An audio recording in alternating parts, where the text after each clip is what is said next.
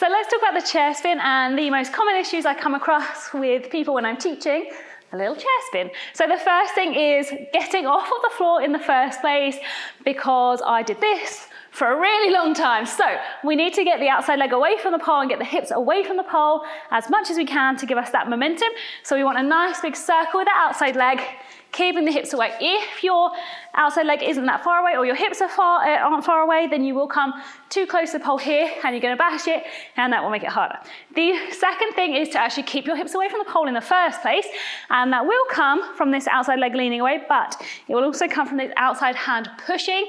I prefer to take it thumb up at about belly button height. I know there's lots of different grips that you can do for this one, but for the sake of today, we are going to push with the outside hand. So the more I can push, the more my hips stay away from the pole. If I don't push, I end up coming too close to the pole for my liking. And then the third point or third thing that I come across is wrist burn, which is never fun. So you're obviously pulling with the top hand.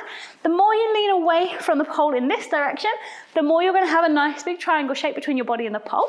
And if you have a triangle shape here, nice big gap, then you shouldn't burn your wrist. So that comes from two things: the leaning away and not holding on too tight. If you squeeze and hold on, then as you come around the pole, this wrist is going to come into the pole and it's going to burn. So you want to think about loosening the wrist enough so that it does allow you to spin.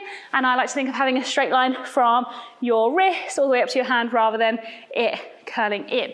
So hopefully those three things, the momentum with the outside leg, the push with the outside hand, and the loosening of the top wrist or top hand, hopefully that's going to help you with your chair. And if your chair already feels super easy and you want to try some harder combos with the chair in, I've got that video for you as well.